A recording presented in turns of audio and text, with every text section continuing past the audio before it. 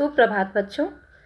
उम्मीद करती हूँ आप सभी लोग स्वस्थ होंगे तथा मस्त होंगे। बच्चों, आज हम हिंदी प्रथम की पाठ्यपुस्तक सुहानी से पाठ 15 पद और सवैया पढ़ने जा रहे हैं।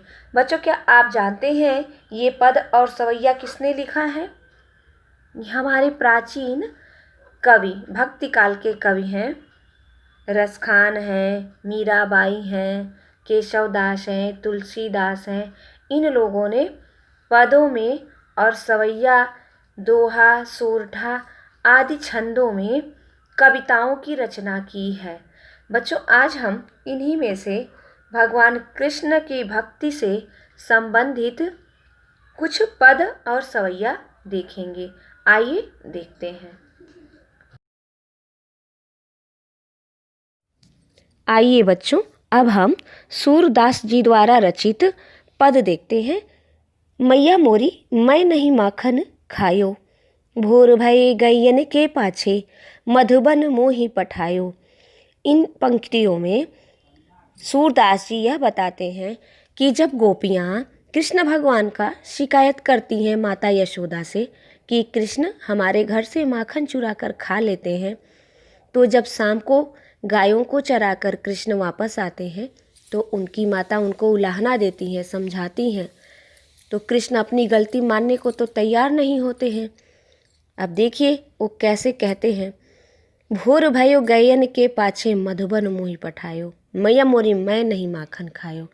हे माता, जब से सुबह होती है, भोर होती है, तभी तो तुम मुझे गायों के पीछे मधुबन भेज देती हो। पठायो मतलब भेज देती हो, तो मैं मक्खन कब चुराऊँगा? मैंने माखन नहीं खाया है। हे माता, मैंने माखन नहीं खाया है। अगली पंक्तियाँ हैं, चार पहर बंसी बट भटक्यो, सांझ परे घर आयो, मैं बालक बहियन को छोटो, छीको के ही विधि पायो। फिर अपना प्रमाण देते हैं निर्दोष होने का कि मैं निर्दोष हूँ, मैंने चोरी नहीं की, मक्खन नहीं चुराया। मैं भला कैसे छीके पर से मक्खन उतार सकता हूँ? मेरी तो बाहें छोटी हैं, मेरे हाथ छोटे हैं, और जो छीका है, जो जहाँ पे दही टंगी हुई है, मक्खन टंगा हुआ है, वो तो काफ़ी ऊंचा है, तो मेरी बाहें छोटी हैं, मैं छोटा बालक हूँ, मैं नहीं पा सकता, मैंने नहीं चुराया है। ग्वाल बाल सब बैर परे हैं, बरबस मुख लपटायो, तू जननी मन की अति भोरी, इनके कहे पतियायो। फिर अगली पंक्तियों में क्या कहते हैं, ये जो ग्वाल बाल हैं सब बैरी हैं, मेरे शत्रु हैं, दुश्मन हैं।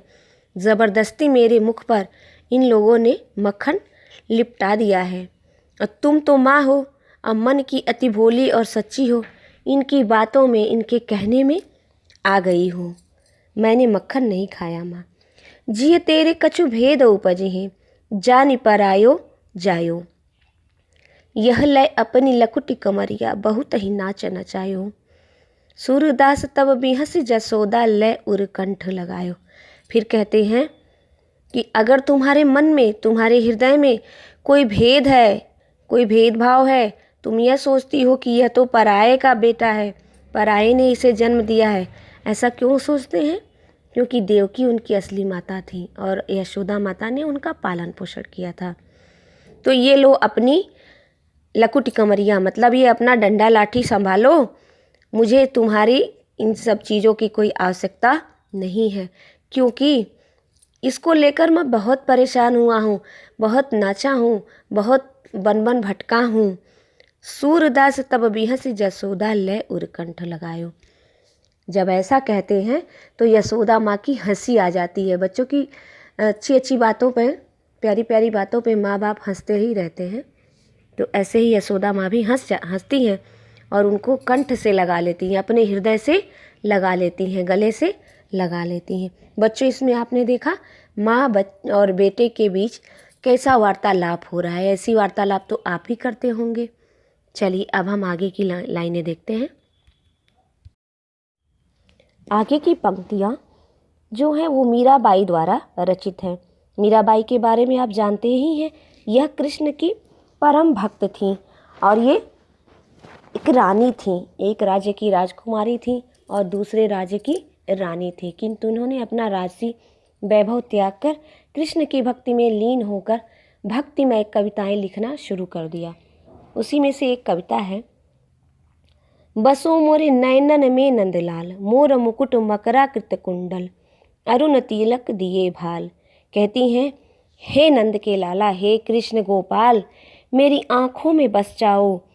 तुम्हारे सर पे जो मोर का मुकुट है और कानों में मकरा के आकार का जो कुंडल है और तुम्हारे माथे पे अरुण के समान जो तिलक लगा है, मोहनी मूरति सांवरी सूरत, नैना बने विशाल। तुम्हारी मूरत कैसी है? मोहने वाली है, और तुम्हारी सूरत सांवली है, और उस पर जो नैना बने हैं विशाल, वो अति सुंदर और सलोने हैं, मन को मोह लेते हैं, खींच लेते हैं, आकर्षित करते हैं। अधर सुधा रस मुरली राजत, उर बैजंती माल। फिर कहती हैं कि होठों पर सुधा रस बरसाने वाली, अमृत बरसाने वाली मुरली विराजमान है, और हृदय पर बैजंती पुष्प की माला विराजमान है।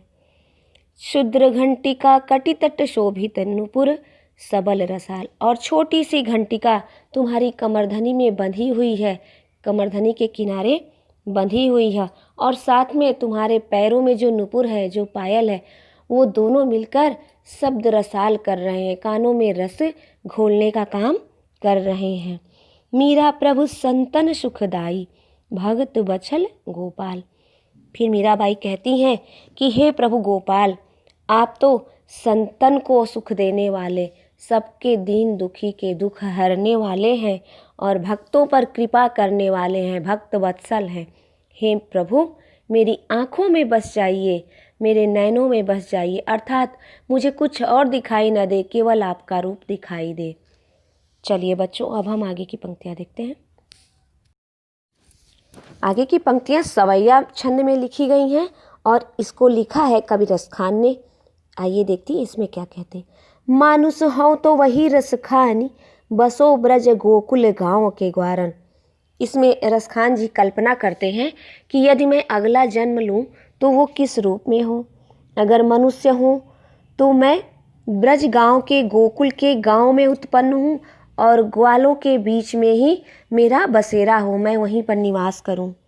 जौ पशु हो तो कहाँ बस मेरो, चरो नित नंद की धेनु मझारन। और अगर जो मैं पशु बनूँ, गाय बनूँ, भैंस बैल कुछ भी बनूँ, तो मेरा जीवन कहाँ बीते, मैं कहाँ पर चरूँ। नित नंद की धेनु मझारन, मैं नंद बाबा की गायों के झुंड के बीच में रहूं, उनके बीच में ही मैं चरने जाऊं। मेरा अगला जन्म ऐसा हो। आगे देखिए, पाहन हो तो वही गिरि को, जो कियो हरि छत्र पुरंदर धारो। पुरंदर कृष्ण जी का एक और नाम है, और पाहन माने पाषाण होता है, पत्थर। अगर मैं पत्थर बनूं, पर्वत बनूं, तो मैं उसी पर्वत का हिस्सा बनूं जिसको श्री कृष्ण जी ने, पुरंदर भगवान ने छत्र के रूप में, छाते के रूप में अपनी उंगली पर धारण किया था, अर्थात गोवर्धन पर्वत का हिस्सा बनूं। आगे देखिए, जो खग हो तो बसेरो करो, मिली कालिंदी कूल कदम्ब की डारन। और बच्चों, फिर रसखान जी कहते हैं कि अगर मैं कोई पक्षी बनता हूँ, कोई खग बनता हूँ, पंछी के रूप में मेरा जन्म होता है, तो मेरा बसेरा कहाँ हो?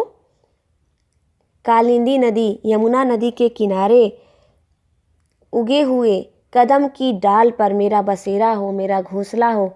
मैं कदम की डाल पर अपना बसेरा बनाऊं। अर्थात रसखान जी चाहे किसी भी रूप में जन्म लें, अगले जन्म में वो ब्रज के गांव में ही जन्म लेना चाहते हैं, चाहे पत्थर के रूप में, चाहे गाय के रूप में, चाहे किसी मनुष्य के रूप में। तो बच्चों, रसखान जी भी बहुत बड़े भक्त थे श्री कृष्ण भगवान के। ये जानकारी आपको प्राप्त हुई।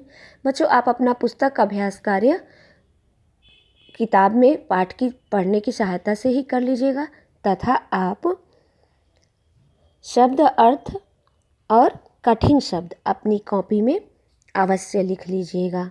आज की कक्षा यहीं समाप्त होती है। धन्यवाद बच्चों।